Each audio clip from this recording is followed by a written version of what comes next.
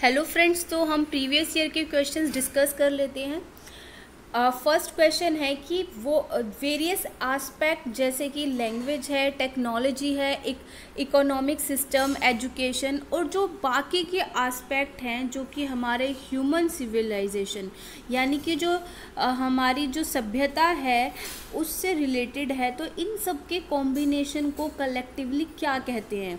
तो एक टर्म होती है बायोफिज़िकल एनवायरनमेंट।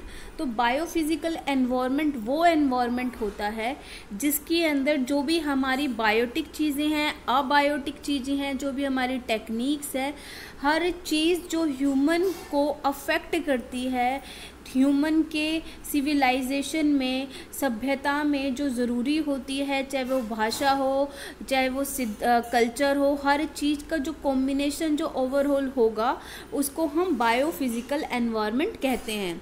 तो life assisting environment, social environment और नेचुरल एनवायरनमेंट।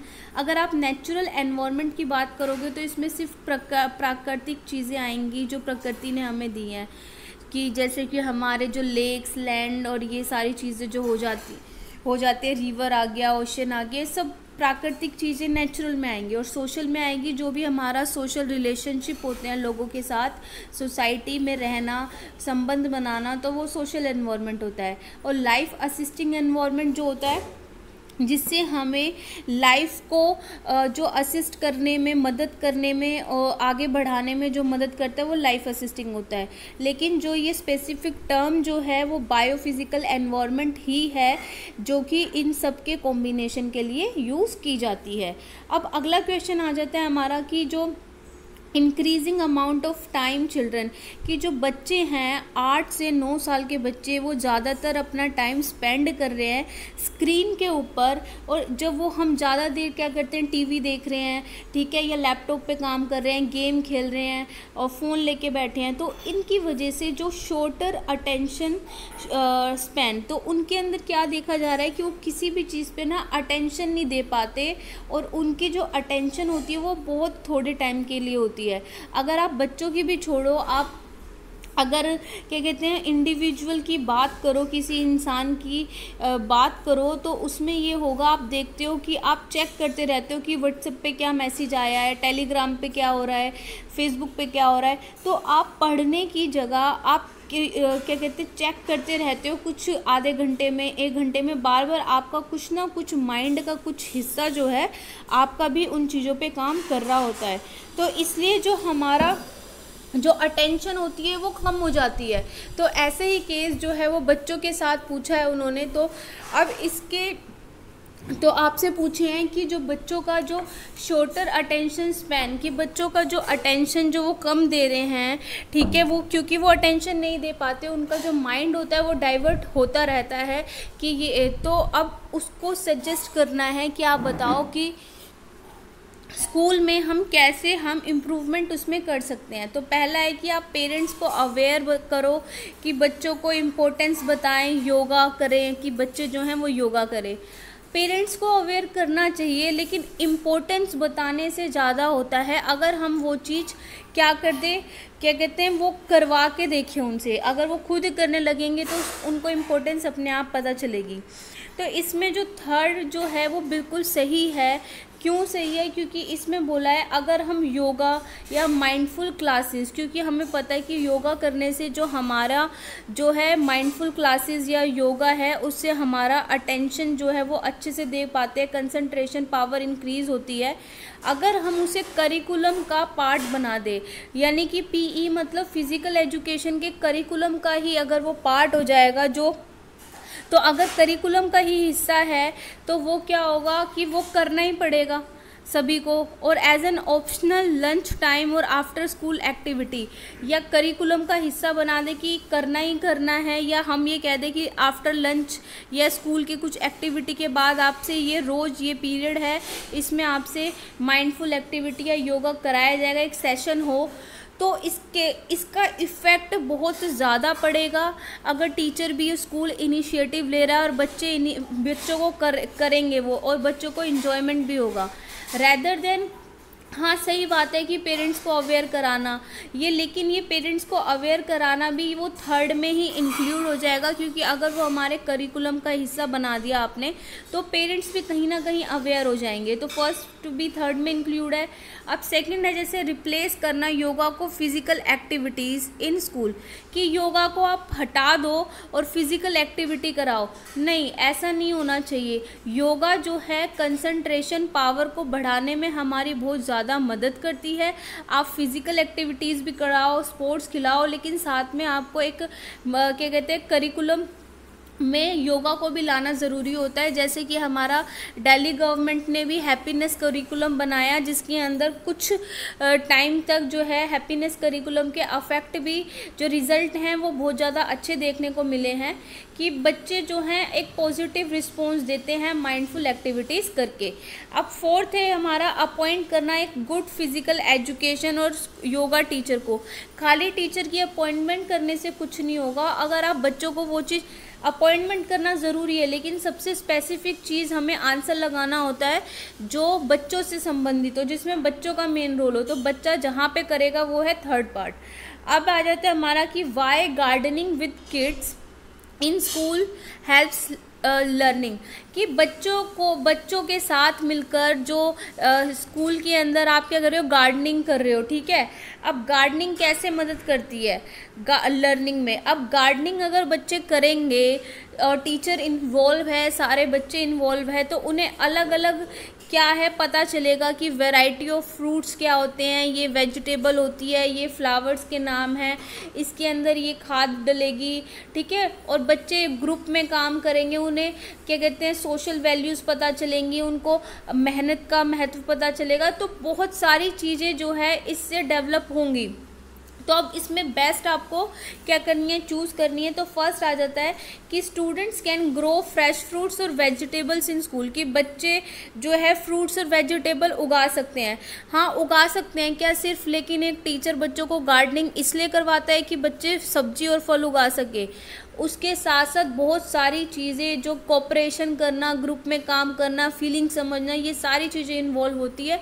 तो इसलिए इसका है सेकंड बिल्कुल करेक्ट इसलिए होगा क्योंकि इसमें बच्चे क्या करेंगे, मल्टीपल लर्निंग के स्टाइल्स जो हैं इसमें उन्हें सीखने को मिलेंगे। इसमें उनको श्रम का महत्व समझ में आएगा, लोगों के प्रति भावना उनकी पॉजिटिव होगी।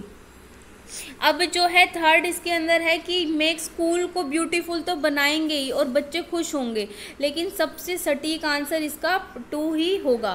टीचर कैन हैव टीचर को रिलैक्स करने का मौका मिलेगा, बच्चों के साथ एक हेल्दी टाइम स्पेंड करने का मौका मिलेगा। हाँ ये सब सही है, लेकिन जो हमें जो लर्निंग के उद्देश्य से लेकिन भटकना नहीं है, लर्निंग का उद्देश्य हर चीज़ में होना चाहिए।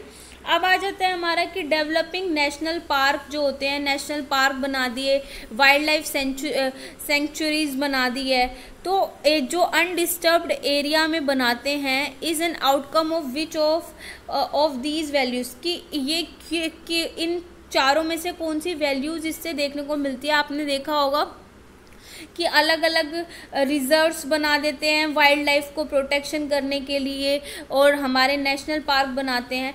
वो क्यों बनाते हैं, वो इससे बनाते हैं जिससे एस्थेटिक वैल्यू जो है, सौंदर्य जो है, कि हमारा प्रकृति के लिए सौंदर्य है, लोगों के लिए जो जीव जंतु है, जो प्राकृतिक जो सौंदर्य है, उनकी भावना, उनकी वैल्यू जो है लोग समझे, उसको कंजर्व करके रखें, उनको बचाएं। तो इसके लिए आपने देखा होगा कि बर्ड्स को बचाने के लिए, एनिमल्स को बचाने के लिए गवर्नमेंट जो होती है हर साल नए नए प्रोजेक्ट्स लेके आती है। तो क्या कहते हैं सबसे सही आंसर है इसका एस्थेटिक वैल्यू। सोशल वैल्यूज़ तो यही आएगी कि आप सोसाइटी में रह रहे हो तो सोशल रूल्स को आपको समझना है, और सिविक वैल्यूज़ जो यहाँ पे नैतिकता और ये सारी चीज़ें बात होंगी, पॉलिटिकल की बात होगी। कल्चरल वैल्यू, लेकिन जो कल्चर से रिलेटेड है कि हमारी सभ्यता और संस्कृति क्या है, कैसा पहनावा है, ये सारी चीज़ें हमें बताती है। अब आ जाता है हमारा कि what is the meaning of Latin verb adolescence, या एडल्सेंस आना चाहिए, एडल्सर लिखा हुआ है। तो इसका मीनिंग होता है to grow to become mature, क्योंकि एडल्सेंस ऐसी स्टेज होती है जिसके अंदर हमारा चाइल्डहुड ख़त्म हो रहा है, और ये क्या है, हमारी एक अडल्सेंस की एज जो होती है हमारी, अडल्टहुड और चाइल्डहुड ख़त्म हो रहा है, और अडल्टहुड शुरू होने से पहले जो मिडल की एज होती है ये अडल्सेंस होती है। जो मैक्सिमम डेवलपमेंट होता है बच्चे का, क्या कहते हैं, जो वो मैच्योरिटी लेवल जो होता है वो अडल्सेंस में आता है। जो मैक्सिमम चेंज देखने को मिलते हैं बॉय हो गर्ल हो दोनों में, तो ये मैच्योरिटी की तरफ लेके जाती है। तो ये इसलिए अडल्सेंस का मतलब है टू बिकम मैच्योर होना। कोग्निटिव डेवलपमेंट भी होगा इसी में होगा, अफेक्टिव भी होगा, ग्रो अप भी होंगे वो, लेकिन इन सब का कॉम्बिनेशन क्या है, कोग्निटिव में भी वो मैच्योरिटी की तरफ लेके जाएगी, अफेक्टिव में लेके जाएगी। ठीक है, ये सारी चीज़ें फोर्थ में इंक्लूड है।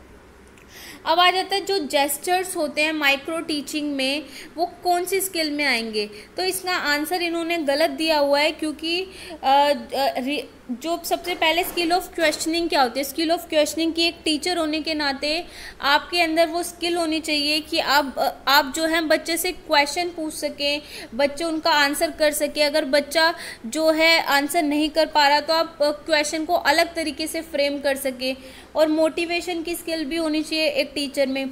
और स्टिमुलस वेरिएशन की स्किल वो स्किल होती है, ये जो जेस्चर्स होते हैं जो मेन पार्ट होते हैं वो स्टिमुलस वेरिएशन का होता है। ये आंसर इन्होंने गलत दिया हुआ है। स्टिमुलस वेरिएशन की स्किल में होती है कि टीचर, आपने देखा होगा टीचर पढ़ाते पढ़ाते कुछ राउंड ले लेती है, अपने बॉडी के पोस्चर्स में चेंज करती हैं। ठीक है, और क्या कहते हैं, अपना जो लैंग्वेज है, लैंग्वेज में एकदम में इंटोनेशन बढ़ाती है, उतार चढ़ाव उनकी भाषा में आता है, वो फेशियल एक्सप्रेशन दिखाती हैं, वो जेस्चर्स दिखाते हैं, पोस्चर बनाती हैं। तो ये सारी चीज़ें जो होती हैं वो स्टिमुलस वेरिएशन का पार्ट होती है। रीइंफोर्समेंट में भी जेस्चर्स आते हैं, लेकिन जो मेनली जो इसका मेन मुद्दा स्टिमुलस वेरिएशन में होता है। रीइंफोर्समेंट में भी हमें बच्चों को क्या प्रोत्साहन दे रहे हैं, तो इसके लिए हम बच्चों को एक मुंह से, हाँ कोई बच्चा काम करता है वेरी गुड, बहुत अच्छा किया, आगे करो, शाबाश, हम ये सब बोलते हैं। और हम क्या कहते हैं, जेस्चर्स में कैसे रीइंफोर्समेंट दे सकते हैं कि हमने कुछ इशारे में कर दिया, बच्चे की पीठ थपथपा दी। ठीक है, ये सारी चीज़ें वो आ जाती है हमारी रीइंफोर्समेंट में। तो लेकिन इसका जो और ज़्यादा सही आंसर होगा वो 2 होना चाहिए। अब आ जाते हैं हमारे इन आर्ट्स इन्फ्यूज्ड क्लास की। जो आर्ट की जो क्लास है उसमें स्टूडेंट्स में भी can be more productively active. ये जो आर्ट की क्लास होती है हमारी, उसके अंदर जो बच्चे होते हैं वो एक्टिव होते हैं, फिजिकली मेंटली हर तरीके से एक्टिव होते हैं। तो अब ये ऐसा क्यों होता है, क्योंकि जो अब फर्स्ट है इसका art teacher usually more active, कि आर्ट का टीचर एक्टिव होता है इसलिए बच्चे एक्टिव होते हैं, ऐसा क्या कारण है? नहीं, टीचर जो है वो किसी और सब्जेक्ट का भी एक्टिव हो सकता है, उससे ये सारी चीज़ें फिजिकली मेंटली और प्रोडक्टिव ये सब होना ज़रूरी नहीं है। अब जैसे art classes utilize colourful resources की, आर्ट की क्लासेस में कलरफुल रिसोर्सेज का हम यूज़ करते हैं, कलर्स होते हैं, अलग अलग चीज़ बनाते हैं, ये भी होता है, यूटिलाइज करते हैं कलरफुल रिसोर्सेज, हाँ होती है। अब फोर्थ है the art classes are effective outdoors, कि आर्ट क्लासेस जो है आउटडोर एक्टिविटी होती है, लेकिन आर्ट क्लासेस जो होती है वो आउटडोर से ज़्यादा इंडोर एक्टिविटीज़ होती हैं। आउटडोर भी होती हैं लेकिन इंडोर इसके अंदर ज़्यादा होता है। ठीक है, आउटडोर बहुत ही रेयरली आपको मिलेगा, क्योंकि इंडोर एक्टिविटीज़ में पूरी क्लासरूम ऐसे सजी होती है, बच्चे अपने जो है काम करते हैं इसमें, कलरफुल कोई पेंटिंग बना रहे हैं, आर्ट का कोई काम कर रहे हैं, उनको कोई स्किल सिखाई जा रही है। अब आउटडोर भी काम कराते हैं उन्हें, मान लो कहीं ले गए स्किल सिखाने के लिए, कि किसी पोइट्री फार्म में ले गए कि वहाँ देखते हैं कि कैसा एक कुम्हार कैसे घड़े को बना रहा है, क्या हो रहा है, तो वो भी स्किल सीख रहे हैं, आर्ट सीख रहे हैं वो उसकी। अब इधर art offer additional learning mode, तो सबसे सही आंसर इसका है, क्योंकि इसमें एडिशनल लर्निंग उनको सीखने को मिलती है। जो हमारी न्यू नेशनल एजुकेशन पॉलिसी जो 2020 है उसके अंदर भी उन्होंने बोला है कि जो बच्चे को रियल लाइफ वर्क एक्सपीरियंस करना है, उनको एक ट्रेनिंग करने का मौका मिलेगा 1 वीक के लिए। ठीक है, कि जो आसपास उनके लोग हैं जो अलग अलग तरह की स्किल सीख के आना, तो ये क्या है, उसके अंदर जो बच्चे स्किल सीखेंगे तो उन्हें कुछ एडिशनल चीज़ सीख रहे हैं, क्योंकि ये हर किसी की टेंडेंसी होती है कि अपने सब्जेक्ट के अलावा जो चीज़ें होती है ना उसको सीखने में लोग ज़्यादा इंटरेस्ट लेते हैं, तो एक्टिव फिजिकली मेंटली हर तरीके से होते हैं। अब आता है हमारा कि evaluation is the highest stage of the knowledge under which domain. जो इवेल्युएशन होती है वो कौन सी स्टेज में सबसे हाईएस्ट होती है? Cognitive domain. जो ब्लूम्स की टैक्सोनॉमी है, उन्होंने ब्लूम ने जो कॉग्निटिव, साइको अफेक्टिव और साइकोमोटर 3 डोमेन बताई। उसके बाद अफेक्टिव कॉग्निटिव डोमेन में उन्होंने 6 चीज़ें बोली हैं।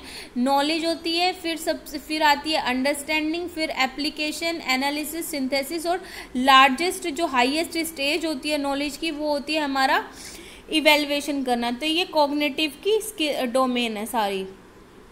स्किल डोमेन क्या होती है? स्किल में यही है कि आप स्किल में कुछ सीख रहे हो, ठीक है, एक्सपर्ट हो रहे हो उसे करने में। साइकोमोटर डोमेन में होगा, साइकोमोटर डोमेन में आप क्या कहते हैं, अपना ग्रोस मोटर स्किल्स और फाइन मोटर स्किल्स। लेकिन ब्लूम ने जो है वो 3 डोमेन का नाम लिया था, स्किल डोमेन का नाम ब्लूम की टैक्सोनॉमी में नहीं था, ठीक है। ब्लूम ने कॉग्निटिव, अफेक्टिव और साइकोमोटर लिया था। साइकोमोटर डोमेन होती है जिसमें हम ग्रोस मोटर स्किल्स, डूइंग यानी जो डूइंग काम करने से रिलेटेड है, जिसमें साइकोमोटर में हम बॉडी के ज़्यादातर पार्ट्स का यूज़ कर रहे हैं, जैसे डांस कर रहे हैं बच्चे, जंपिंग कर रहे हैं, वॉकिंग कर रहे हैं, जो बॉडी की मूवमेंट जिसमें ज़्यादा हो रही है। और फाइन मोटर स्किल्स होती है जिसके अंदर बॉडी के एक स्पेसिफिक पार्ट की मूवमेंट कर रहे हो, जैसे कि आप राइटिंग कर रहे हो, कुछ आप पेंटिंग कर रहे हो, ठीक है, ये सारी चीज़ें उसमें आएगी। और अफेक्टिव जो होता है हमारी फीलिंग से रिलेटेड होता है कि बच्चा फीलिंग्स को समझ रहा है। अब आ जाता है why is sex education not discussed enough in our country, कि जो सेक्स एजुकेशन होती है वो हमारे देश में डिस्कशन उसका क्यों नहीं किया जाता ज़्यादा। तो इसमें अब आ जाता है कि जैसे सेकंड है इसमें education individuals about 18 years of age, कि जो 18 साल से ज़्यादा के इंडिविजुअल है, बच्चे हैं, उन्हें ज़रूरत होती है सेक्स एजुकेशन के बारे में जानने की, ना कि 18 साल से कम बच्चों को। क्या यही आंसर है कि जिस वजह से हमारे देश में डिस्कस करने से लोग घबराते हैं? नहीं, ये बिल्कुल गलत बात है। अब इसमें आ जाता है क्योंकि अडल्सेंस का जो पीरियड होता है उसी में बच्चे को सेक्स एजुकेशन के बारे में बताना होता है, और 18 ईयर्स में तो उसका अडल्सेंस का पीरियड ख़त्म हो रहा होता है। अब इसमें देखो sex education should not be discussed in teenage year, कि इसमें कि सेक्स एजुकेशन को टीनेज ईयर्स में डिस्कस नहीं करना चाहिए, ये भी गलत है। बल्कि टीनेज ईयर में बच्चों को समझाना चाहिए, उन्हें उनकी बॉडी के बारे में सब कुछ पता होना चाहिए, तो ये भी आंसर गलत है। अब आ जाता है इसमें college is the perfect platform for including sex education in our country, कि जो सेक्स एजुकेशन के बारे में आप बच्चों को कॉलेज में सिखाओ, लेकिन कॉलेज में सिखाना भी इसमें नहीं है। बच्चों को एक स्पेसिफिक पीरियड से अडल्सेंस की एज स्टार्ट होने से पहले ही उनको पता होना चाहिए कि उनके अंदर क्या डिफरेंस है, उनकी बॉडी में क्या चेंजेस आ रहे हैं, क्योंकि हम जानते हैं कि बहुत सारे बच्चे जो आफ्टर स्कूल ही पढ़ाई नहीं करते हैं।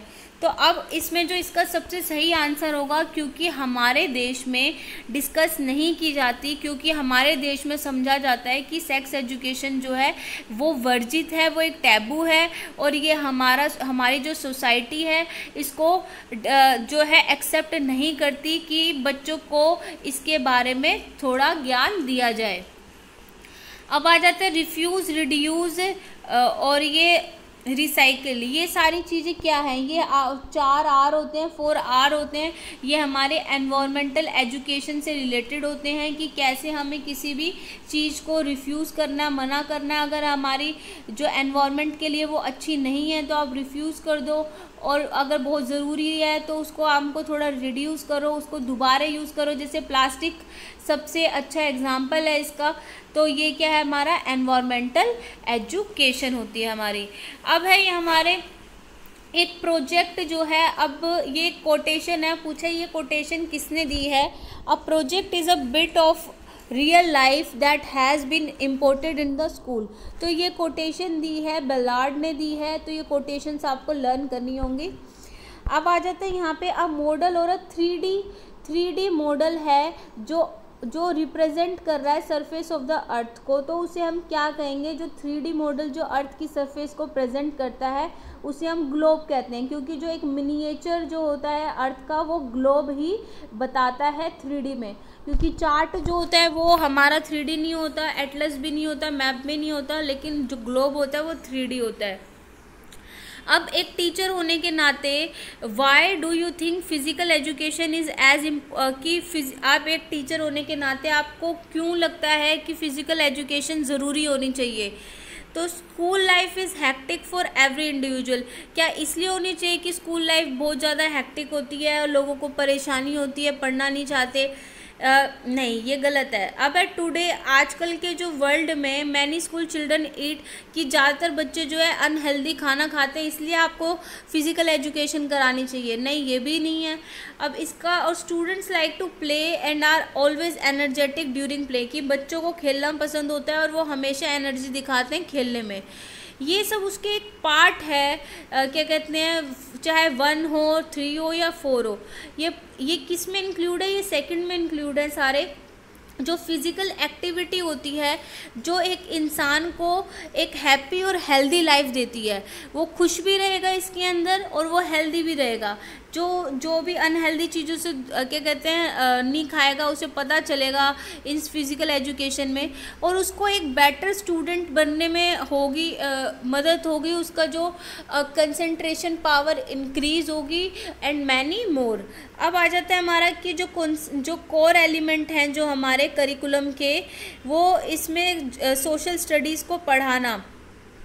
ये हमारी नेशनल एजुकेशन पॉलिसी जो 1986 थी उसने कहा था। अब कार्टून्स जो होते हैं वो डिस्क्राइब्ड एज ह्यूमरस ड्राइंग्स, ये कार्टून्स को एक ह्यूमर क्रिएट करने वाली ड्राइंग कहा जाता है। कि आप why do you think these arts are helpful, आपको क्यों लगता है कि ये जो कार्टून्स की जो ड्राइंग है वो बच्चों के लिए मदद करती है? अब cartoons are the most popular entertainment for children, की बच्चों को बहुत ज़्यादा पॉपुलर हैं, एंटरटेन करते हैं बच्चों को। हाँ, ये बात तो सही है। अब कार्टून्स ड्रॉ चिल्ड्रन की अटेंशन को अपनी ओर खींचते हैं और एक कंफर्टेबल उनको लर्निंग का एनवायरनमेंट प्रोवाइड करते हैं। बच्चों को खुशी होती है कार्टून्स की चीज़ों को देखते हुए पढ़ना। ये चिल्ड्रन को कार्टून्स देखना अच्छा लगता है। और फोर्थ आ जाता है जो कार्टून है वो फेरी टेल, परियों की कहानी पे बेस्ड होते हैं। तो इसका सबसे अच्छी बात है क्योंकि बच्चे अटेंशन उस पर देते हैं और लर्निंग एनवायरनमेंट जो है कंफर्टेबल होता है। तो second is the right answer. और what is the meaning of adolescent in sociological interpretation में, कि अगर हम सोशोलॉजिकल इंटरप्रिटेशन करें तो उसमें अडल्सेंस आप किसको कहेंगे? It represent a young person in transition between the behaviour, कि एक जवान इंसान जो कि transition between the behaviours that are typical of children and the behaviours that are typical of adult, कि जो एक बच्चों के बीच में और अडल्ट के बीच में जो ट्रांजिशन को रिप्रेजेंट करते हैं वो उसे कहोगे सोशियोलॉजी के अकॉर्डिंग। या फिर आप क्या कहोगे कि एक पीरियड है जिसके अंदर आइडेंटिटी की फॉर्मेशन होती है, आइडेंटिटी चाहिए होती है कि मैं कौन हूँ। इस स्टेज में इंडिविजुअल जो है शुरू कर देता है place himself ego space time, कि ये मेरा टाइम है और मुझे मेरे लिए टाइम चाहिए। अब it is a period in which the individual become free from adult constants, कि इसके अंदर जो ये पीरियड होता है जिसमें जो बच्चा है, इंडिविजुअल है, वो फ्री रहना चाहता है अडल्ट कॉन्स्टेंट्स से। या ये हम कहेंगे कि एक ट्रांजिशनल पीरियड होता है चाइल्डहुड और अडल्टहुड के बीच का, जिसके अंदर जो बच्चा होता है वो मूव करता है when a child moves from dependency upon parents और other adults of the family, कि ये इसका सबसे सही आंसर है फोर्थ। क्योंकि जो अडल्सेंस होती है ये स्टेज ऐसी होती है कि जो बच्चा जो है वो अपनी पेरेंट्स के लिए नेगेटिव फील करता है। क्योंकि और उसको बहुत ज़्यादा कन्फ्यूज़न रहती है, वो अपनी बॉडी को लेकर बहुत ज़्यादा परेशान होता है, क्योंकि उसको प्रॉपर पता नहीं होता अपनी बॉडी के बारे में कि ये मेरे साथ क्या चेंजेस हो रहे हैं।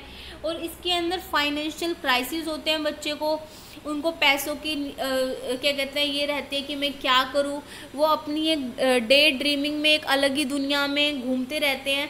ठीक है, तो अब इसके अंदर तो ये इसलिए हम कहेंगे कि ये एक पीरियड है जो चाइल्डहुड ख़त्म हो रहा है, अडल्टहुड के शुरू होने से पहले का जो पीरियड है वही हमारा अडल्सेंस का मीनिंग होगा। अब एनेक्डोटल रिकॉर्ड जो है स्कूल में मेंटेन की जाती है। एक टीचर क्या है, how can a teacher use this evaluation tool for the benefit of students. Student के बेनिफिट के लिए टीचर इसे कैसे यूज़ कर सकती है। सबसे पहले एनेक्डोटल रिकॉर्ड क्या होती है। एनेक्डोटल रिकॉर्ड का मतलब होता है एक ऐसा रिकॉर्ड जिसके अंदर जो कोई प्रॉपर प्लानिंग नहीं की जाती इसके लिए, और जो टीचर होता है उसे ऐसे ही क्या कहते हैं अनप्लैन्ड तरीके से बच्चे का एक बिहेवियर देखने को मिलता है, और वो उसका पॉजिटिव बिहेवियर भी हो सकता है और बहुत नेगेटिव बिहेवियर भी हो सकता है। और फिर क्या करता है वो उस बिहेवियर को डिटेल तरीके में टीचर उसे लिखता है। वो ज़रूरी नहीं है कि वो उसे अपने स्कूल प्रीमिसेस में ही देखने को मिले, स्कूल से बाहर भी वो टीचर को देखने को मिल सकता है उसका बिहेवियर ऐसा। जैसे कि आपने मूवी देखी होगी जो गजनी मूवी थी, गजनी मूवी में जो आमिर खान को अचानक से देखने को मिला था हीरोइन का बिहेवियर कि वो कैसे मदद करती है बच्चों की, जो सोशली डिसेबल्ड बच्चे होते हैं उन्हें रोड क्रॉस कराने में, अंदर लेके जाने में। तो वो सब क्या था, वो उन्होंने प्लानिंग नहीं करी थी और अचानक देखने को मिला, और फिर वो जो बच्चे का जो रिकॉर्ड होता है उसके अंदर वो लिख दिया जाता है, और एनेक्डोटल रिकॉर्ड ये उस पर लिखा जाता है। तो अब टीचर इसको कैसे यूज़ कर सकती है, इससे हमें बच्चे के इंटरेस्ट और को प्रोवाइड करने में पता चलेंगे, हाँ, और गाइडेंस भी दे सकते हैं। या आप देख रहे हो कि बच्चा, आपने देखा, आप घर जा रहे हो और देखा कि आपकी क्लास का बच्चा है या आपके स्कूल का बच्चा है और वहाँ पे वो ड्रिंक कर रहा है, वो ऐसे लोगों को स्मोकिंग कर रहा है, आपने अचानक से उसका ये बिहेवियर देखा, स्कूल में वो कुछ और बन के रहता है, बाहर आपने उसका ये बिहेवियर देखा, तो ये नेगेटिव बिहेवियर भी हो सकता है। तो आप उसको रिपोर्ट में लिखोगे पूरा बच्चे के नाम के साथ, और फिर आप क्या करोगे, उसकी हेल्प करने की कोशिश करोगे, उसको गाइडेंस दोगे। पॉजिटिव नेगेटिव कुछ भी हो सकता है। तो फर्स्ट इसका आंसर सही है। अब इसमें second, to illustrate the parents during the parents teacher meet, ये सब वो अलग बात है। सबसे मेन चीज़ है कि हम उसे इवेल्युएशन करेंगे और उसके गाइडेंस प्रोवाइड करेंगे। ग्रेड्स देना, अचीवमेंट प्रोफाइल में ग्रेड्स मिलेंगी, और अवेयर होंगे उसकी वीकनेस से। अवेयर नहीं होना, अवेयर तो हम होंगे, लेकिन अवेयरनेस के साथ साथ हमें बच्चे को गाइड करना है। अब आ जाते हैं हमारा to remove the weakness of present day mathematics education की जो वीकनेस हैं जो मैथमेटिक्स एजुकेशन में। तो मैथमेटिक्स की लेबोरेटरी जो है बनाना जो है बेस्ट हो सकता है। क्या आपको ये स्टेटमेंट सही लगती है? ये बिल्कुल सही बात है। अगर हम लैब को मैथमेटिक्स की सेटअप करेंगे तो इसमें जो इन्वॉल्वमेंट होगा बॉडी का, माइंड का, हैंड का ज़्यादा होगा, कॉग्निशन भी ज़्यादा अच्छे से हो पाएगा, तो बच्चे इंटरेस्ट लेंगे मैथमेटिक्स को करने में। क्योंकि क्या होता है, हमारे पास मैथमेटिक्स के वो टूल्स ही अवेलेबल नहीं होते क्लासरूम में कि बच्चा उस चीज़ को समझे।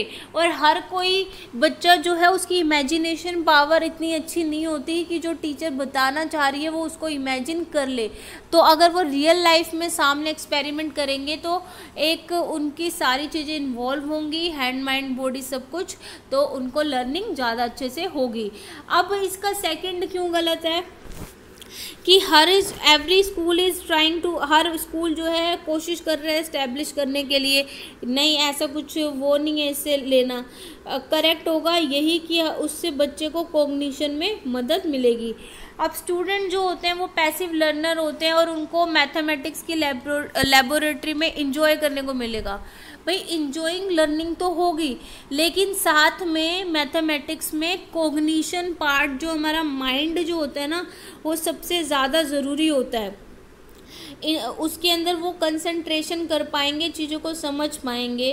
तो first is the right one. और मैथमेटिक्स एक डिफ़िकल्ट सब्जेक्ट होता है to teach on a regular class. ऐसा कुछ बात नहीं है, डिफ़िकल्ट उनके लिए है जो उस कॉन्सेप्ट को समझ नहीं पाते। अगर ठीक है, अब ड्रामा एक वैल्यूएबल टूल है क्लासरूम में, कि ड्रामा जो है बहुत वैल्यूएबल टूल होता है, क्लासरूम में बहुत मदद करता है। बिल्कुल सही बात है। जो है students who like to move and interact with others. अब जो स्टूडेंट्स को जो मूव करने के लिए या बातें करने के लिए बहुत ज़रूरी है, ये students who are very active और एक्सप्रेसिव, कि जो बहुत एक्टिव रहते हैं हमेशा, जो अपने आप को एक्सप्रेस करते हैं, उनके लिए ड्रामा बहुत ज़रूरी होता है। ये students who are challenged by reading and writing, उनके लिए ड्रामा ज़रूरी होता है। ये student who can memorize and speak well, जो अच्छे से मेमोराइज कर सकते हैं, स्पीक कर सकते हैं। देखो, ड्रामा ज़्यादातर उस टाइम पे किया, जो ड्रामा है वो हर बच्चे के लिए अच्छा होगा, ठीक है, उससे उसको अच्छी तरीके से लर्निंग करने को मिलेगी। लेकिन सबसे ज़्यादा ज़रूरी उस बच्चे के लिए होगा जो पढ़ने में जो है वो रीडिंग और राइटिंग में जिनको बहुत ज़्यादा प्रॉब्लम है। तो रीडिंग राइटिंग में अगर उन्हें प्रॉब्लम है तो सामने से अगर ड्रामे में इन्वॉल्व हो रहे हैं तो वो सारी चीज़ों को वो लाइफ टाइम तक के लिए लर्न कर पाएंगे, याद कर पाएंगे। तो वैल्यूएबल टूल ये सारे बच्चों के लिए है। लेकिन अगर हम इन ऑप्शंस में देखें तो सबसे सटीक आंसर इसका थर्ड ही होगा। अब आ जाते हैं, व्हाट डिड यूनिसेफ और NCERT include in sex education, कि यूनिसेफ जो है हमारी और एनसीईआरटी ने क्या इंक्लूड किया है सेक्स एजुकेशन में, कि सोशल एटिकेट्स, की सोशल आपको क्या क्या एटिकेट्स रखने हैं, कैसे आपको व्यवहार करना है, या टेकिंग केयर फीलिंग्स और इमोशंस का ध्यान रखना। अब या कॉग्निटिव डेवलपमेंट का, ये information about sexually transmitted disease. तो ये तो आपको लर्निंग करना पड़ेगा कि यूनिसेफ ने और एनसीईआरटी ने क्या कहा है। तो उनका मेन मुद्दा इसमें ये है, उन्होंने यूनिसेफ ने बोला है कि जो सेक्सुअली ट्रांसमिटेड डिजीज़ हैं बच्चे को, उसके बारे में आप बताओ। तो ये है हमारा 20 question, end of the video. तो मिलते हैं आपसे नेक्स्ट वीडियो में। फ्रेंड्स, तो हम डिस्कस कर लेते हैं प्रीवियस ईयर के क्वेश्चंस। तो पहला क्वेश्चन है कि जो हमारा our education has got to be revolutionised, कि जो हमारी जो एजुकेशन है वो रेवोल्यूशनाइज होनी चाहिए। और the brain must be educated through hand, और जो मस्तिष्क को क्या है उसका जो डेवलपमेंट होना चाहिए वो हैंड के द्वारा होना चाहिए, हाथों की मदद से। ये किसने कहा था? ये कहा था महात्मा गांधी ने। महात्मा गांधी ने 3 H भी बताए थे, हैंड की हाथ, हेड और हार्ट, हमारा दिल। तो ये तीनों चीज़ें अगर इंसान के पास हैं अच्छे से तो वो जीवन में असफल नहीं हो सकता। तो ये कहा था महात्मा गांधी ने। अब है, what is the main aim of Shiksha Karmi project of Rajasthan filling the vacuum. जो शिक्षा कर्मी राजस्थान का जो प्रोजेक्ट था कि वैक्यूम को फिल करना, तो इसका क्या था? इसका मेन उद्देश्य था कि जो टीचर एब्सेंटीज़म की जो प्रॉब्लम को टैकल करना, क्योंकि वहाँ क्या होता था, जो टीचर थे बहुत ज़्यादा एब्सेंट रहते थे, आते नहीं थे टीचर और अपनी प्रेजेंट लगा के चले जाते थे। तो उस समस्या को दूर करने के लिए इस प्रोजेक्ट की शुरुआत की गई थी। तो ये इसका सही आंसर है। अब आ जाता है, what does physical development mean in case of adolescence, कि अडल्सेंस के केस में फिजिकल डेवलपमेंट का क्या अर्थ है? तो फिजिकल डेवलपमेंट यानी मैच्योरेशन प्रोसेस, मैच्योरेशन का ऐसा प्रोसेस जिसके अंदर इंडिविजुअल का कॉग्निटिव डेवलपमेंट होता है एंड इंडिविजुअल सोशली एक्टिव बनता है। क्या खाली एडल्सेंस में हमारा कॉग्निटिव डेवलपमेंट होता है? बल्कि एडल्सेंस में कॉग्निटिव, हमारा फिजिकल डेवलपमेंट, हमारा इमोशनल डेवलपमेंट, बल्कि फिजिकल डेवलपमेंट और इमोशनल तो बहुत ज़्यादा अफेक्ट करता है। तो पहला नहीं होगा। तो दूसरा है मैच्योरेशन का प्रोसेस, जिसके अंदर हमारा फिजिकल चेंज आते हैं बॉडी में, इंडिविजुअल की ग्रोथ, उसकी एकदम से ग्रोथ बढ़ती है, उसकी बॉडी की शेप क्या कहते हैं चेंज हो जाती है। प्राइमरी और सेकेंडरी सेक्सुअल कैरेक्टरिस्टिक्स जो होते हैं वो दिखने लगते हैं उनकी बॉडी में। तो ये बिल्कुल सही है, क्योंकि ऐसा ही होता है। मेनली उसके फिज़िकल जो बॉडी है वो एक अडल्टहुड से होने के पहले की स्टेज है, जो ग्रोथ उसमें दिखती है, और वो इसी वजह से जो अडल्सेंस पीरियड में जो टीनेजर होता है वो पजल रहता है अपने बॉडी को लेके। तो इसमें अब जैसे थर्ड है maturational process where emotional changes happen. Emotional changes तो होते हैं, लेकिन सबसे ज़्यादा वो इमोशनल किससे रिलेटेड होते हैं, वो उसके फिजिकल से ही रिलेटेड होते हैं। जैसे कि अगर मान लो किसी के आपने देखा होगा टीनेजर के अगर मुंह पे पिंपल्स भी निकल जाते हैं, तो वो हमेशा अपने आप को उसको छुपाने की कोशिश करते हैं। वो थोड़े थोड़े स्ट्रेस में रहते हैं कि सब कोई मुझे ही देख रहा है, ठीक है। और उसकी एकदम में आवाज़ चेंज हो जाती है, उनकी बॉडी की शेप चेंज हो जाती है, साइज चेंज हो जाता है। तो मेनली फिजिकल से ही इमोशनल जुड़ा है, तो हम थर्ड भी इग्नोर करेंगे। अब फोर्थ है हमारा कि मैचुरेशन का प्रोसेस, जिसके अंदर इंडिविजुअल जो है ग्रोस टॉल एंड स्ट्रॉन्ग, कि बच्चा उसमें लंबा और स्ट्रॉन्ग होता है। नहीं, ज़रूरी नहीं है। हाइट तो चेंज होती है, कि ज़रूरी थोड़ा नहीं कि वो टॉल ही होगा, उसकी बॉडी के अदर पार्ट्स भी वो है डेवलप होते हैं। अब आ जाता है हमारा फोर्थ में, which of the following is an appropriate choice for experiential learning of work education. तो एक्सपेरियंशियल लर्निंग मतलब ऐसी लर्निंग जिसके अंदर क्या होता है, आपको एक क्या कहते हैं एक्सपीरियंस मिले, एक रियल लाइफ एक्सपीरियंस मिले उसे करने का। तो वर्क एजुकेशन का क्या होता है, जब हम रियल लाइफ एक्सपीरियंस बच्चों को मिलता है, तो क्या वो क्लासरूम में करने से रियल लाइफ का एक्सपीरियंस मिलेगा? नहीं। अब है पब्लिक प्लेस पे जाना, जैसे पोस्ट ऑफिस जाना, बैंक जाना। हाँ, बैंक जाएंगे तो उन्हें पता चलेगा कि कैसा प्रोसेस है, कैसे लाइन लगती है, ये डिपॉजिट कहाँ कराते हैं, विड्रॉल कैसे होता है, या वो पोस्ट ऑफिस जाते हैं, बैंक जाते हैं, मान लो किसी टेंपल में चले गए, किसी आप वर्क एक्सपीरियंस में बच्चे को कहीं लेके जा रहे हो, कि किसी पोइट्री की जगह पे लेके जा रहे हो कि जहाँ पे क्या कहते हैं ये मटके और ये सारी चीज़ें बनाई जाती है, या आप कहीं ऐसी जगह लेके जा रहे हो कि जगह दूध का जो मिल्क का प्रोडक्शन कैसे हो रहा है।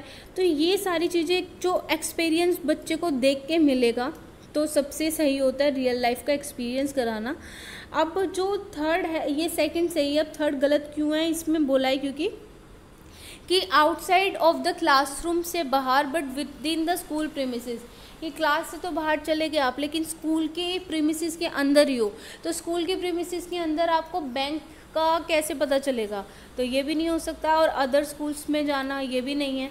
अब आ जाते हैं नेक्स्ट हमारा, एजुकेशन एक मैनिफेस्टेशन होता है परफेक्शन ऑलरेडी इन मैन, कि जो मैन के अंदर जो पहले से जो क्या है मैनिफेस्टेशन होती है, जो परफेक्शन कराना जो पहले से मैन में होता है, उसी चीज़ को जो एजुकेशन होती है उसको और एनहांस करती है।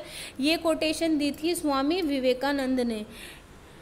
अब आ जाता है हमारे कि एनसीईआरटी का मतलब क्या होता है, एनसीईआरटी किस लिए होती है। एनसीईआरटी जो होती है हमारा, एनसीईआरटी की जो बनाई गई है वो रिसर्च करने के लिए एजुकेशन में, कि जो एजुकेशन की जितनी भी रिसर्च है वो एनसीईआरटी के थ्रू होगी।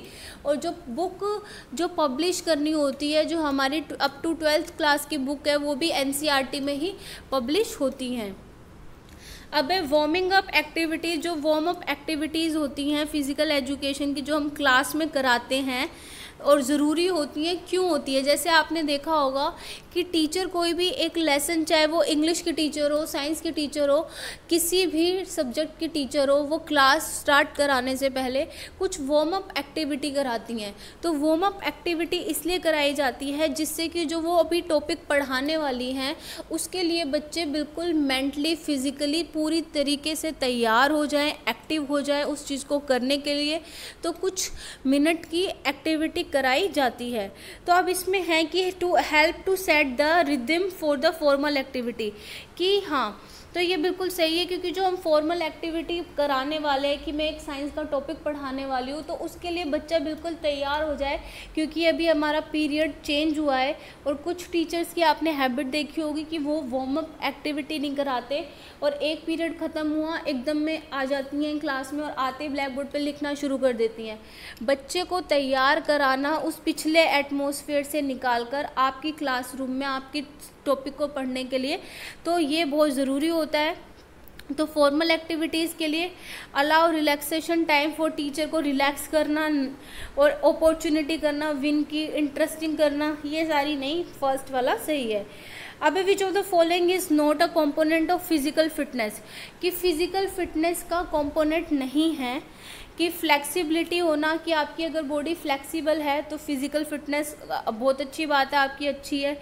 स्पीड भी है, आपकी स्पीड में आप लिख रहे हो, ठीक है। एंड्योरेंस है कि आप थकते नहीं हो, ठीक है, ज़्यादा देर तक। और अब लॉजिक, अब लॉजिक आपके फिजिकल से नहीं, आपके माइंड से, कॉग्निटिव से रिलेटेड होता है कि आप किसी चीज़ को कितनी अच्छी तरीके से समझ रहे हो और उसके ऊपर कैसे लॉजिक आप अपना दे रहे हो, अपनी बात को कह रहे हो।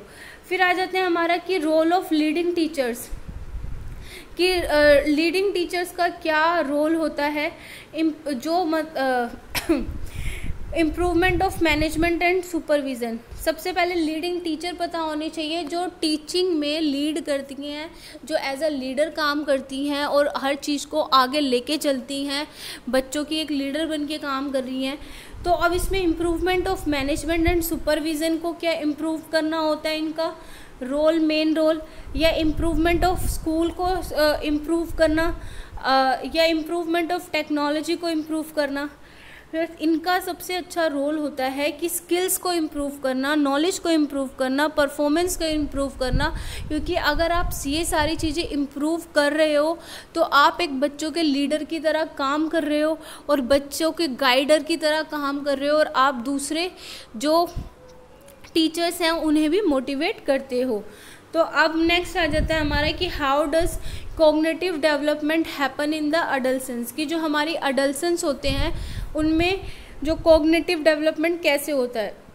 The cognitive development take place mainly in areas of perception, handling, कि परसेप्शन, संकल्पनाएं बनाना, या क्या है, लॉजिकल प्रॉब्लम्स को और रीजनिंग को हेल्प करना, हेल्प करने में मदद करना, ये हो गया। अब cognitive development has already taken place, ऐसा होता है कि कॉग्निटिव डेवलपमेंट एडल्सन से पहले ही सब कुछ हो जाए, नहीं, ये गलत है। सेकंड, थर्ड है cognitive development take place in getting knowledge about the world, कि संसार के बारे में नॉलेज लेना, लेकिन संसार के बारे में नॉलेज तो उनको पहले से होने लगती है। नो फर्दर कॉग्निटिव डेवलपमेंट, कोई कॉग्निटिव डेवलपमेंट प्लेस नहीं करता, ये तो गलत है। बल्कि डेवलपमेंट तो हमारा लाइफ लॉन्ग प्रोसेस है, वो तो हमेशा चलता रहेगा मरते दम तक। तो इसका सबसे सही आंसर फर्स्ट है कि कॉग्निटिव डेवलपमेंट प्लेस होता है परसेप्शन, जो बच्चे होते हैं, एडल्सेंस, जो टीनेजर होते हैं, अपने बारे में धारणाएं बना लेते हैं कि क्या कहते हैं, मैं क्या कर सकता हूँ, वो कंफ्यूज रहते हैं और यही कहते हैं, यही बनने की स्टेज होती है, बिगड़ने की स्टेज होती है, ठीक है। तो इसी स्टेज में अगर उनको एक प्रॉपर डायरेक्शन मिल जाती है कि उनको फ्यूचर में लेकर क्या उनके गोल हैं, क्या होने चाहिए, ठीक है, और लॉजिकल और रीजनिंग और इन सब चीज़ों के बारे में वो हैंडल करना, परसेप्शन बनाना, तो ये इसमें आता है। अब आ जाता है कि कौन सी, which of the following is not a member of SMC. जो हमारी स्कूल एसएमसी की फुल फॉर्म होती है स्कूल मैनेजमेंट कमेटी का मेंबर कौन नहीं होता। तो स्कूल कमेटी के मेंबर होते हैं 16 में से 6 होते हैं, क्या कहते हैं उसमें से 6 होती हैं, क्या कहते हैं, पेरेंट्स होते हैं, ठीक है, और उसमें बाकी के 6 होते हैं टीचर होते हैं, और बाकी प्रिंसिपल और वहाँ के एरिया का लोग होते हैं। तो उसमें भी अभी ये आता है कौन मेंबर नहीं होता। पेरेंट्स होते हैं, कम्युनिटी वाले होते हैं, कम्युनिटी लीडर होता है, एक मेंबर कम्युनिटी का होता है। शायद रेशो मैंने गलत बता दी है, लेकिन 12-2 ऐसे करके होता है शायद, हाँ 12-2-2, यानी 12 तो पेरेंट्स होते हैं, 2 होते हैं टीचर होते हैं, और 2 वो होते हैं कम्युनिटी के मेंबर, ऐसे होते हैं। और स्टूडेंट्स नहीं होते, लेकिन स्कूल मैनेजमेंट कमेटी का पार्ट स्टूडेंट्स नहीं होते। अब है ओलंपिक का मोटो साइटस अल्टायस फोर्टियस का क्या मतलब होता है, फास्टर, हायर और स्ट्रोंगर, इसका मीनिंग होता है। अब है करेक्ट एक्सपेंडेड VES की फुल फॉर्म क्या होती है, village education committee is the full form of VES। अब है one of the important aim of physical education की क्या एक इम्पोर्टेंट उद्देश्य क्या है फिज़िकल एजुकेशन हम बच्चों को सबसे ज़रूरी होता है उसका इमोशनली एडजस्टमेंट करने के लिए। जैसे कि हमने देखा अब कोरोना के टाइम पे तो आप देख रहे हो कि बच्चे इतने ज़्यादा परेशान हैं, वो इमोशनली बहुत ज़्यादा इमैच्योर हो चुके हैं। कोई किसी को स्ट्रेस है, किसी को डिप्रेशन में जा रहे हैं क्योंकि उन्हें कुछ करने को भी नहीं मिल रहा है। तो अब फिज़िकल एजुकेशन जो होता है बच्चों, क्योंकि अगर बच्चा फिज़िकल एक्सरसाइज करेगा, खेलेगा, फील्ड में जाएगा, लोगों से बात करेगा, तो उसका फिज़िकल मेंटल हर टाइप का जो है एडजस्टमेंट होगा। तो सबसे ज़्यादा होगा वो उसका इमोशनल एडजस्टमेंट बहुत अच्छे से होगा। उसके अंदर ये कास्ट, रिलीजन, ये सारी बातें भी हट जाएगी, अपनी बॉडी शेमिंग और इन सब की बातें भी हटेगी, और उसमें वी स्पिरिट आएगी, ग्रुप में खेलना, कोऑपरेशन करना, ये सब उसमें डेवलप होगा। तो इमोशनल एडजस्टमेंट सबसे ज़्यादा उद्देश्य इसका है। एम्प्लॉयमेंट की स्किल भी आना है, स्पिरिचुअलिटी, ओबीडियंस तो होगा ही, लेकिन सबसे ज़रूरी है इमोशनली वो एडजस्ट, अपने इमोशंस को कैसे एडजस्ट करना है वो ये खेलों के माध्यम से सीखेगा। अब president of VEC village education committee के जो प्रेसिडेंट होते हैं, वहाँ के ग्राम सरपंच जो होते हैं वो वहाँ के प्रेसिडेंट होते हैं, ग्राम सरपंच। अब नेक्स्ट आ जाता है हमारा horizontal upgrading and vertical. Horizontal upgrading और वर्टिकल अपग्रेडिंग किससे रिलेटेड है? तो ये होती है हमारी इन सर्विस टीचर से। हॉरिजॉन्टल अपग्रेड करना और वर्टिकल, देखो जो टीचर्स होते हैं उनकी वर्कशॉप्स लगाई जाती है जिससे कि हॉरिजॉन्टली मतलब कि सेम लेवल के टीचर, अगर प्राइमरी के टीचर है तो सारे प्राइमरी के, सारे टीजीटी हैं तो सारे टीजीटी, तो एक सेम लेवल पे उनको सिखाया जाता है क्योंकि ट्रेनिंग की हमें हमेशा ज़रूरत पड़ती है। और वर्टिकल अपग्रेडिंग में भी मदद करते हैं ये कि प्राइमरी है, टीजीटी है, पीजीटी है, आप वर्टिकली भी हो रही है। तो ये सब टीचर्स को इन सर्विस में ट्रेनिंग देने के लिए किया जाता है। अब आ जाती है हमारी कि कॉन्सेप्ट ऑफ वर्क एक्सपीरियंस का जो कॉन्सेप्ट है is first stated by which commission. तो कौन से कमीशन ने इस कॉन्सेप्ट के बारे में बोला था कि वर्क एक्सपीरियंस कराओ बच्चों को? ये हमारा कोठारी कमीशन था जो 1964 और से लेकर 1966 तक इसके बना था ये। अब school must take frequent help from which of the following groups for the academic process of students. की स्टूडेंट्स की जो है एकेडमिक प्रोग्रेस को बढ़ाने के लिए जो स्कूल को किसकी मदद लेनी चाहिए? पेरेंट्स की मदद लेनी चाहिए, स्टूडेंट्स की लेनी चाहिए, कमर्शियल ग्रुप की या सोसाइटी की? तो अब आपको पता होना चाहिए कि स्कूल में टीचर और घर पे उनके पेरेंट्स, तो सबसे ज़्यादा ज़रूरी मदद होनी चाहिए पेरेंट्स की। पेरेंट्स को पता होना चाहिए उनका बच्चा क्या कर रहा है, क्योंकि स्कूल में अगर बच्चा 6 घंटे रह रहा है, 7 घंटे रह रहा है, लेकिन बाकी का टाइम वो घर पे ही रहता है, तो एज अ पेरेंट जो है उनको बच्चों के बारे में पूरी नॉलेज होनी चाहिए कि और बच्चे को अंदर इम्प्रूवमेंट लानी है, तो पेरेंट्स का सहयोग सबसे ज़्यादा ज़रूरी है। अब आ जाता है world declaration on education for all. कि जो वर्ल्ड ने बोला एजुकेशन फॉर ऑल जो बोला, कौन सी कॉन्फ्रेंस थी, कहाँ पर ये नारा दिया गया था? ये नारा दिया गया था ज़ोमटियन। ये एजुकेशन फॉर ऑल का नारा दिया था ज़ोमटियन ने। अब स्पेशल ओलंपिक्स जो हैं वो organised for which section of the population. कि स्पेशल ओलंपिक्स जो हैं वो ऑर्गेनाइज करे जाते हैं, वो करे जाते हैं mentally retarded with cognitive delays के साथ। इन लोगों के लिए, इन जो इस ग्रुप की पॉपुलेशन के लिए स्पेशल ओलंपिक्स का ऑर्गेनाइजेशन किया जाता है। तो अब नेक्स्ट आ जाता है हमारा कि भावात्मक क्षेत्र या डोमेन में क्या शामिल है। भावात्मक क्षेत्र मतलब कि जो हमारा अफेक्टिव डोमेन होता है, जो हमारा फीलिंग से रिलेटेड पार्ट होता है, जो ब्लूम की टैक्सोनॉमी ने दिया था कॉग्निटिव, अफेक्टिव और साइकोमोटर में, तो ये किससे रिलेटेड है? हस्तीय या शारीरिक कौशल की शरीर के कौशल से रिलेटेड है, भावनाओं के कौशल से रिलेटेड है, हमारी मानसिक यानी हेड से रिलेटेड है, या हमारे फिजिकल डेवलपमेंट से रिलेटेड है?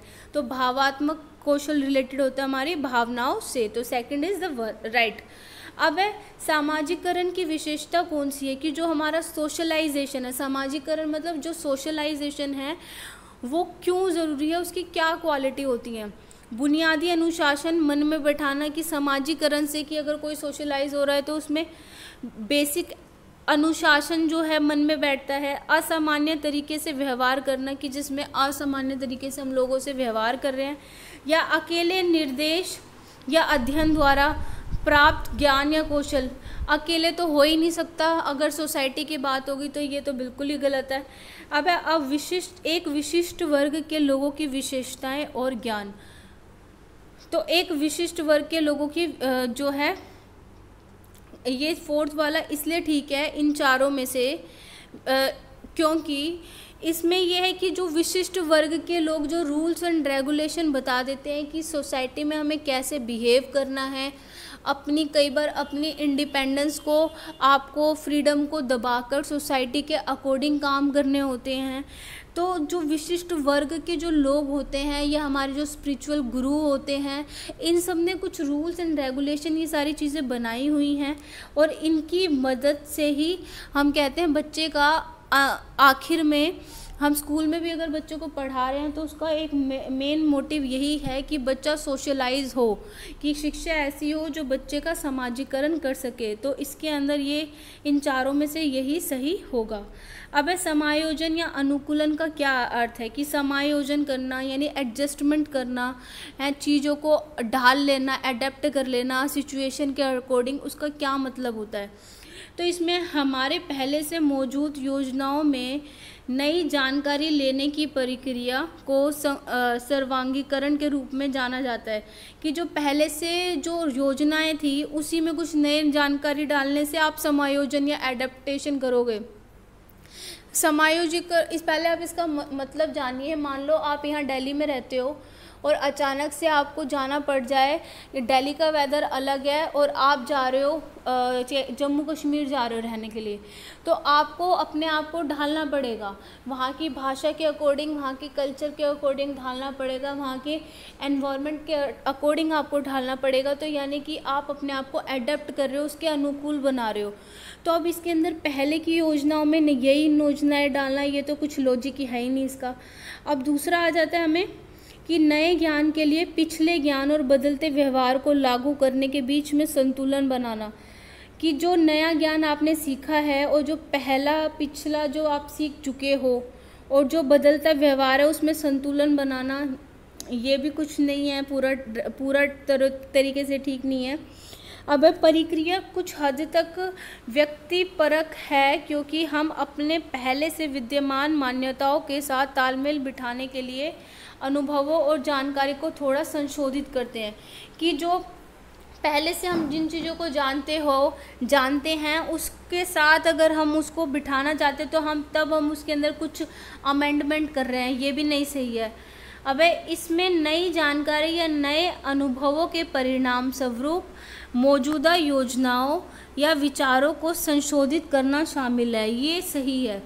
क्योंकि बाकी का सेकंड और ये इसमें इंक्लूड है कि आपको जो नई जानकारी मिली है, मान लो कि आप जम्मू कश्मीर जा रहे हो पढ़ाने के लिए, वो आपके लिए एक नया एनवायरनमेंट है, नए अनुभव आपको मिल रहे हैं कि वहाँ पे कैसे लोग कपड़े पहन रहे हैं, वातावरण अलग है। मैं दिल्ली में अलग कपड़े पहनती थी, वहाँ पे मुझे विंटर के तौर पे कपड़े पहनने हैं। तो उसके जो आपकी प्रेजेंट में जो योजनाएं बनी हुई हैं कि आप कैसे पढ़ाते थे, और उसको विचार जो आपके हैं कि दिल्ली के एनवायरनमेंट के अकॉर्डिंग पढ़ाना, एग्जाम्पल देना बच्चों को, तो आप उसमें संशोधन लाओगे। क्यों लाओगे? क्योंकि आपको उस इलाके में रहना है, उन लोगों को उन्हीं के क्षेत्र के अकॉर्डिंग अगर आप उदाहरण दोगे तो बच्चा अच्छी तरीके से समझेगा। जो जिस जहाँ का है उसको वहीं के एग्जाम्पल दो तो उनका जो ज्ञान वर्धन है वो अच्छे से होगा। तो इसलिए है थर्ड इसका सही आंसर। अब विकास क्या उपलक्षित करता है? जो विकास होता है वो क्या कहते हैं, क्या बताता है? वो व्यक्ति के अंतर्निहित गुणों का प्रकटन, कि जो व्यक्ति है, एक इंडिविजुअल है, उसके अंदर जितने भी गुण हैं उसको प्रकट करना। अब मात्रात्मक परिवर्तन होता है। विकास मतलब ग्रोथ, अब ग्रोथ बताती है हमारा क्वांटिटेटिव चेंजेस, कि क्वांटिटी में कितना चेंज आया है, और जो हमारा डेवलपमेंट होता है वो बताता है क्वालिटेटिव चेंजेस, कि हमारी क्वालिटी में क्या चेंज आया है।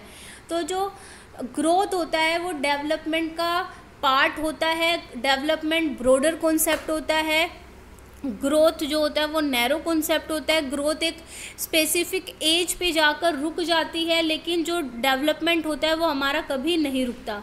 तो जो विकास जो है एक मात्रा में, कि एक बच्चे का साइज जो वो पैदा हुआ वो इतना था, अब वो 20 साल का है, तो उसकी हाइट और ये सारी चीज़ें फुल्ली डेवलपमेंट उसका हो चुका है, ग्रोथ हो चुकी है उसकी, तो हम देखेंगे अब कितना है।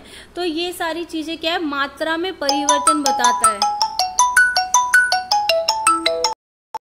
तो इसलिए इसका सही आंसर होगा मात्रात्मक परिवर्तन। अब आ जाता है हमारा मैस्लो के अनुसार ज़रूरतों का कौन सा सेट बच्चे की पहली ज़रूरत है। कि जो मैस्लो ने नीड ऑफ हायरार्की बनाई थी, जिसमें उन्होंने नीड बोली थी कि किसी भी इंसान की कौन कौन सी नीड है जो सबसे पहले ज़रूरी पूरी करनी होती है, तो वो होती है सबसे पहले ज़रूरी करनी होती है हमें शारीरिक ज़रूरत जो है उसको फुलफ़िल करना होता है। कि जो हमारी बॉडी को क्या चाहिए, खाना चाहिए, ठीक है, रोटी चाहिए, कपड़ा चाहिए, मकान चाहिए, जो हमारी जो बेसिक नीड है वो आती है इसमें शारीरिक ज़रूरतें। फिर आ जाता है हमारा ज्ञानी बच्चे सांस्कृतिक रूप से दृढ़ संकल्प होते हैं, जिनमें ज्ञान होता है जिन बच्चों में, उनमें दृढ़ संकल्प मतलब डेटर्मिनेशन होता है उनके अंदर कि किसी भी चीज़ को करने का। उससे आप क्या समझते हैं, जो सांस्कृतिक शिक्षण में धर्म एक महत्वपूर्ण भूमिका निभाता है। कि जो धर्म है उसकी बहुत ज़्यादा भूमिका होती है संस्कृति के बारे में, लेकिन संस्कृति धर्म से रिलेटेड नहीं होती। संस्कृति आप चाहे किसी भी धर्म के हो, संस्कृति का मतलब है कि आप उस जगह रह रहे हो, वहाँ की जोग्राफिकल कंडीशन कैसी है उसके अकॉर्डिंग, चाहे वो किसी भी धर्म का हो, उसका पहनावा कैसा है, उसकी भाषा कैसी है, उसकी सदियों से चले आ रहे रीति रिवाज कैसे हैं, तो ये सब जो है संस्कृति को बनाते हैं, ना कि इसमें धार्मिक की जो रोल मेन होता। अब इसमें बच्चे परंपराओं तथा रीति रिवाजों से सीखते हैं। परंपरा यानी कल्चर के बारे में, दृढ़ संकल्प क्या, उसे ज्ञानी वो कल्चर से, इनसे बनेगा, रीति रिवाज सीख के, परंपरा सीख के, ये भी सही नहीं है थोड़ा। अब इस शिक्षण के लिए, जो सांस्कृतिक शिक्षण के लिए घर, उनका उसका जो घर है, जो स्कूल है, मीडिया है, खेल है, कला है, ये सारी की सारी चीज़ें सांस्कृतिक उस पर ज़िम्मेदार होती हैं बच्चे को उसके अंदर वैल्यू डालने के लिए। और बोला जाता है कि जो स्कूल है एक सोसाइटी का, क्या कहते हैं, एक तरह से मिनिएचर होता है, एक सोसाइटी का दर्शन कराता है, स्कूल ही कराता है, जिसमें ठीक है जो संस्कृति की शिक्षा भी दी जाती है। अब ये फोर्थ है, जहाँ बच्चे संस्कृति के संपर्क में आते हैं वहाँ नैतिक शिक्षाएं लगाई जाती हैं। तो ये भी है, लेकिन सबसे सही क्या होगा इसमें कि कहीं भी आप देश जाओगे, अगर आप के इंडिया से बाहर जाते हो तो वहाँ पे सीधा बोलेंगे कि ये इंडियन है, वहाँ की संस्कृति ये है, वहाँ पे ऐसे बात की जाती है, ऐसे बोला जाता है, वहाँ की भाषा ये है, तो वहाँ पे आपको एक इंडियन के तौर पे देखा जाएगा, ना कि किसी धर्म के तौर पे।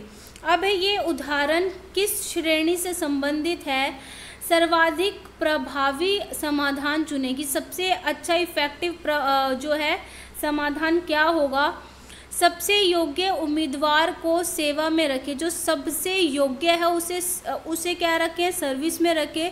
नए बजट को स्पष्ट करें, कि जो बजट सरकार ने बनाया है उसको क्लियर करें। एंड न्यायोचित सिद्ध करें, और न्यायोचित सिद्ध करें, न्याय के तौर पे उसके अंदर बताएं क्या चीज़ सही है क्या नहीं है। तो ये किस चीज़ का उदाहरण है? सबसे अच्छी श्रेणी होगी मूल्यांकन करना, क्योंकि आप अगर सबसे अच्छे उम्मीदवार को चुन रहे हो तो क्या कर रहे हो आप मूल्यांकन ही तो कर रहे हो। कैसे पता चला? आपने अलग अलग मेथड्स का यूज़ किया ये पता लगाने के लिए कि आपने पेपर एग्ज़ाम लिया, इंटरव्यू लिया, टीचिंग प्रैक्टिस उनसे करवा के देखी। अगर हम टीचर के एस्पेक्ट में देखें कि सबसे अच्छा इफ़ेक्टिव उम्मीदवार कौन है, योग्य है इस नौकरी को पाने के लिए। जो बजट बनाया है उसको, जो जैसे सरकार बजट बनाई है या आप अपने घर का बजट बनाते हो, तो हर चीज़ को इवेलुएट करके ही आप बना रहे हो। अगर मान लो आपकी 10,000 सैलरी है तो आप पूरा इवेलुएशन करोगे कि कितनी चीज़ों पे कितना खर्चा किया जाए, तो स्पष्टता जहाँ पे आ जाती है तो ये सारी चीज़ें मूल्यांकन के बारे में बात करते हैं। अनुप्रयोग, एप्लीकेशन नहीं, सृजन भी नहीं कर रहे हैं, विश्लेषण एनालिसिस भी नहीं कर रहे हैं, हम यहाँ पे मूल्यांकन कर रहे हैं। सीखना कब शुरू होता है, तो सीखने की शुरुआत कब होती है, तो ये तो आपको पता होना चाहिए। जो सीखना होता है वो माता के गर्भ से लेकर और जब हम मृत्यु तक जो सीखना जारी रहता है उसकी शुरुआत हो जाती है। तो अब इसके अंदर है, अब इसमें देखिए, जब कोई व्यक्ति स्कूल में बातचीत करता है तो वो सीखता है, जब कोई व्यक्ति घर पर बातचीत करता है, जब कोई व्यक्ति किताबें, इन चारों में से बताना आपका। स्कूल में बातचीत करेगा, स्कूल से पहले तो वो घर पे रहता है, ठीक है, स्कूल जाने से पहले तो घर पर बातचीत करता है जब कुछ सीख रहा है। जब कोई व्यक्ति किताबें पढ़ता है तब सीखता है, जब कोई व्यक्ति समाज के सदस्यों के साथ बातचीत करता है। सीखता वो इन चारों कंडीशन में है, लेकिन एक बच्चे का इसमें सबसे पहले उसका जो अपनी माता के बाद अपने घर वालों से वो सीखता है, तो इसलिए सबसे क्या आएगा, घर में जब बातचीत करता है तब सीखता है। अब आ जाता है जन्म से 2 साल की उम्र तक, यानी जो हमारी इन्फेंसी की जो स्टेज होती है 0 से 2 साल तक की, प्रमुख विशेषता है, उसकी कुछ विशेषता होती हैं और विकासात्मक परिवर्तन होते हैं, उसमें कुछ ना कुछ चेंजेस आपको देखने को मिलते हैं। डेवलपमेंटल चेंजेस वो क्या होते हैं, इस अवस्था में बच्चे आत्म केंद्रित हो जाते हैं और दूसरों के परिप्रेक्ष्य से चीज़ें देखने के लिए संघर्ष करते हैं। क्या आपको लगता है कि ऐसे एक साल का बच्चा, 1.5-2 साल का बच्चा आत्म केंद्रित होगा और दूसरों के ज़रिए देखना चाहेगा? नहीं, ये गलत है बिल्कुल। अब आ जाता है कि बच्चे विशिष्ट जानकारी से सामान्य सिद्धांत, नहीं, ये तो बिल्कुल ही गलत है कि उनको सामान्य जानकारी, तर्क वितर्क की बातें, उनको अभी इस स्टेज में कोई लॉजिक है ही नहीं इस चीज़ों का। अब है बच्चे सामान्य सिद्धांत से विशिष्ट जानकारी में निगमनिक तर्क और तर्कना का प्रयोग करना शुरू करते हैं। तर्क वितर्क की बातें तो इसमें आएगी ही नहीं। और सबसे है इसमें बच्चे कार्य जैसे चूसना, पकड़ना, देखना, सुनने के माध्यम से दुनिया को सीखते हैं। ये बिल्कुल सही है, क्योंकि इसके अंदर वो अपने सेंस ऑर्गन का मैक्सिमम यूज़ करते हैं। कोई भी चीज़ मान लो सामने रखी है, वो उसके पास जाएंगे, उसको पकड़ेंगे, उसको चूसने लग जाएंगे, आसपास देखेंगे।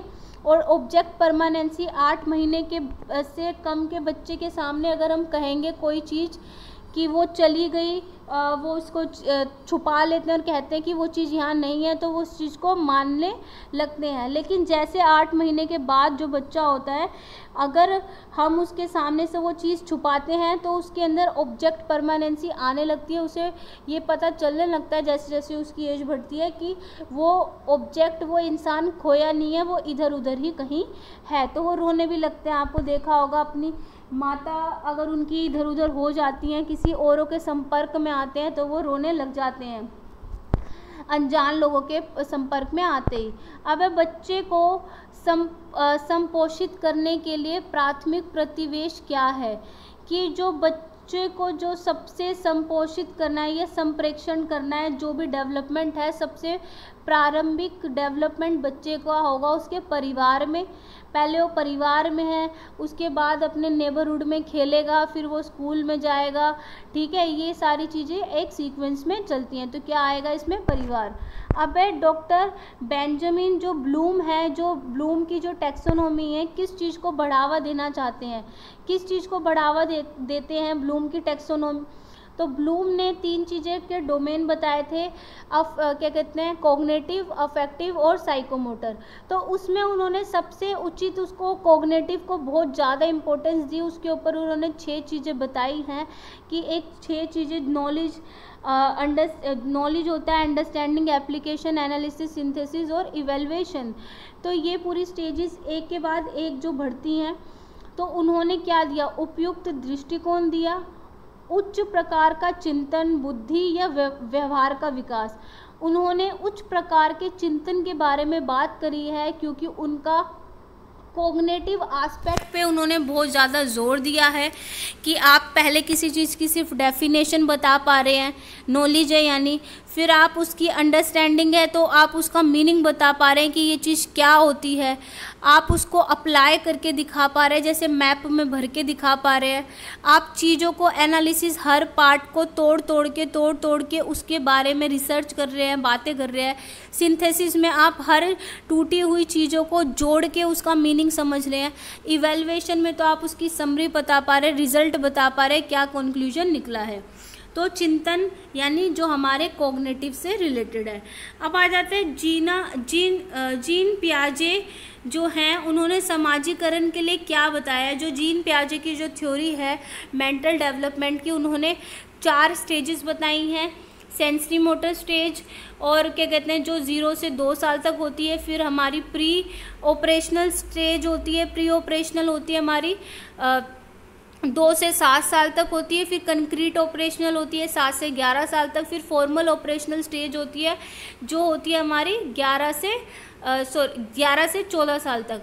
अब इसके अंदर जो पियाजे ने समाजीकरण के लिए क्या बोला है, उन्होंने आत्म अवधारणा विकसित करने के लिए दूसरों की महत्वपूर्ण प्रतिक्रिया में विश्वास किया, जिसे उन्होंने आत्मावलोकन दर्पण कहा, कि जो दूसरे कैसे प्रतिक्रिया कर रहे हैं।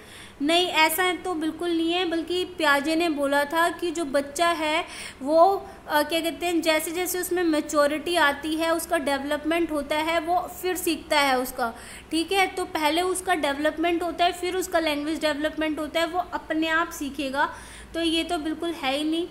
सेकंड है उनका मानना था कि मानव विकास जो है जैविक परिपक्वता यानी मैच्योरिटी है, और जो समाज से उसको अनुभव मिल के जो रिज़ल्ट मिल रहे हैं उससे सीखेगा। हाँ, तो ये सेकंड वाला है, क्योंकि उन्होंने बोला था कि पहले वो मैच्योर होगा, वो उसका डेवलपमेंट होगा, तब उसके बाद वो सीखेगा, लर्निंग उसकी जब होगी।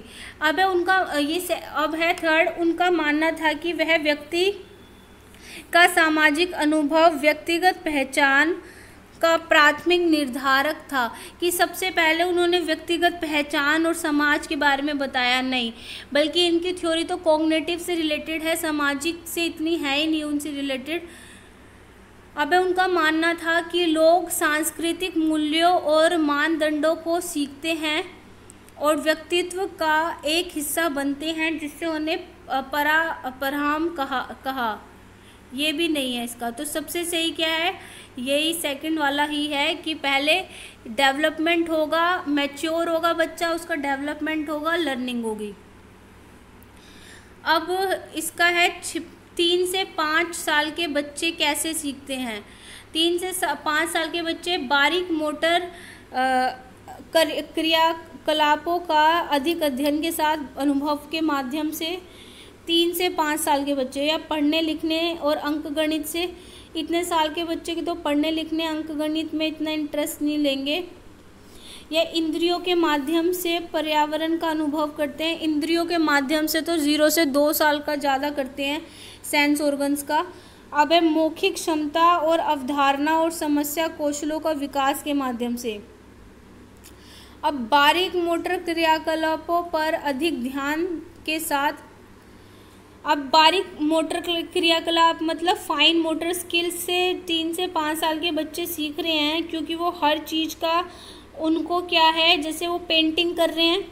अब जो 3 साल का बच्चा अल्फ़ाबेट लिखना सीख रहा है, तो यानी उसकी फिंगर्स का डेवलपमेंट हो रहा है, वो ड्राइंग कर रहा है, वो कुछ पढ़ रहा है। ये सारी चीज़ें फाइन मोटर स्किल्स जो होती हैं उससे वो ज़्यादा सीखते हैं, और बाद में उनका ग्रॉस मोटर स्किल्स का डेवलपमेंट होता है। पहले वो फाइन मोटर स्किल्स से सीखते हैं, क्योंकि अगर मान लो अभी उन्हें पेंसिल भी चलानी नहीं आती, हाथ पकड़ के उनसे पेंसिल चलवाई जाती है, वो धीरे धीरे उनके अंदर उनकी उंगलियों की वो हैबिट बनती है कि पेंसिल को पकड़ना, लिखना। तो ये सारी चीज़ें फाइन मोटर, बारीक मोटर मतलब फाइन मोटर स्किल्स। अब सीखना व्यक्तिगत और सामाजिक दोनों है, कि व्यक्तिगत भी है और समाज का हिस्सा भी है। क्या है उसका क्या अर्थ है, सीखने में सोशल भी सीखोगे और इंडिविजुअल भी सीखोगे। सीखने में आत्म गतिविधि निहित होती है, कि जो आपकी गतिविधि है वो निहित है, जिसके लिए प्रेरणा की आवश्यकता होती है। सीखना अनुभव के माध्यम से है, जो ज्ञान, समझ और कौशल प्रदान करता है। बल्कि सीखना एक ऐसी प्रक्रिया होती है जिसके अंदर व्यक्ति के मस्तिष्क का सामूहिक गतिविधियों से वो चेतन और अचेतन रूप से, कॉन्शियस माइंड, उसका अनकॉन्शियस माइंड, दोनों बच्चे की पर्सनैलिटी को अफेक्ट करते हैं। बल्कि जो अनकॉन्शियस माइंड होता है वो बच्चे की पर्सनैलिटी को 90% अफेक्ट करता है। तो इसलिए जो है सीखना है कि उसको सामूहिक गतिविधियों के रूप में उसको सिखाना। भाषा क्या सक्षम करती है? भाषा क्या सक्षम करती है? मनुष्य को सामान्य शारीरिक विकास करना, मनुष्य का जीवन के विविध और विभिन्न तरीकों को विकसित करना। भाषा ये बताती है ना केवल वर्तमान बल्कि जो हमारा अतीत और भविष्य की जो पीढ़ियां हैं और जो हमारी संस्कृति है वो कैसे आगे बढ़ेगी, वो भाषा से हमें पता चलता है। देर तक बचपन के लिए जीवन काल के दौरान हैवी घर्स्ट के विकासात्मक कार्य क्या हैं? अब है शारीरिक कौशल सीखना, स्वयं के प्रति अच्छे दृष्टिकोण प्राप्त करना, हम उम्र के साथ खेलना। तो इसके अंदर यही है कि हमें जो है अपनी इस एज में अगर हम अपना शारीरिक कौशल का सिद्धांत है, बच्चे जो है अपने पीयर एज ग्रुप में खेलते हैं तो उनका मिलजुलने की भावना, कोऑपरेटिव और डेवलपमेंट ज़्यादा अच्छे से होता है। अब है प्रत्याशित सामाजिकरण क्या होता है? प्रत्याशित मतलब जो प्रत्यक्ष रूप में जिनके साथ आप मिल रहे हो, बात कर रहे हो, तो वही आपका प्रत्याशित सामाजिकरण है। प्रक्रिया जिसके द्वारा मनुष्य समूह में शामिल होने की प्रत्याशा से समूह की संस्कृति सीखते हैं, कि समूह में आप शामिल हैं और उसके बाद उसको सीख रहे हैं। अब आ जाता है संज्ञानात्मक क्षेत्र में, यानी कॉग्निटिव डोमेन जो है आपका, स्मरण से आप क्या समझते हैं? तो इसके अंदर है कि पहले सीखी गई जानकारी को स्मरण करना, याद कर और पुनः प्राप्त करना, उसको याद करना और दोबारा से उसको रिकॉल करना ही हमारा क्या है? संज्ञानात्मक क्षेत्र है, कॉग्निटिव है। कि आपने कुछ सीखा है तो आप उसको क्या करो, दोबारा से आप बता पा रहे हो। ठीक है। आप पाइगेट यानी पियाजे के सेंसरी मोटर स्टेज यानी हमारी 0 से 2 साल से क्या समझते हैं? इसमें है बच्चा इंद्रियों के माध्यम से, यानी कि वही है ना जो उसकी जो सेंसेशन है, जो सेंस ऑर्गन के माध्यम से दुनिया को सीखता है। अब है जो चॉम्स्की का भाषा का विकास था, शिक्षकों की सहायता करता है। वो कैसे सहायता करता है? उन्होंने क्या कहा था शिक्षकों की? बच्चे कोई भी मानव भाषा सीखने की अंतर्निहित क्षमता के साथ, उन्होंने बोला था कि कोई भी जो बच्चा होता है वो पैदा होता है एक लैंग्वेज एक्विजिशन LAD यानी लैंग्वेज एक्विजिशन क्या कहते हैं, डेवलपमेंट के साथ वो पैदा होता है। उसको बाद में उन्होंने यूनिवर्सल लैंग्वेज ग्रामर के बारे में बोल दिया कि उसके साथ पैदा होता है। चाहे वो कोई सी भी भाषा सीखे, जो हेरिडिटी ने उसको वो LAD दिया है वो मदद करता है उसे विभिन्न भाषाएं सीखने के लिए। तो कोई जो बच्चा है उसके अंदर वो क्या कहते हैं, वो चीज़ पहले से है, बस टीचर को उस चीज़ पे जोर देके उसे निखारना होता है। तो ये हमारा एंड ऑफ द वीडियो है। तो मिलते हैं आपसे नेक्स्ट वीडियो में।